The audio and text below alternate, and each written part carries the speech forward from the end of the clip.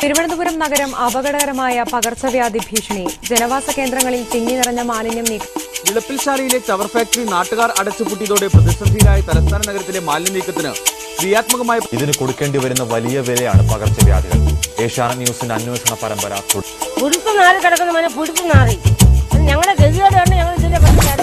പതിവായ പേരിൽ ഇവിടെ നിന്ന് പോകുന്നത് ഭയങ്കര ഇതാണ്, മോശമായ ഇതാണ്.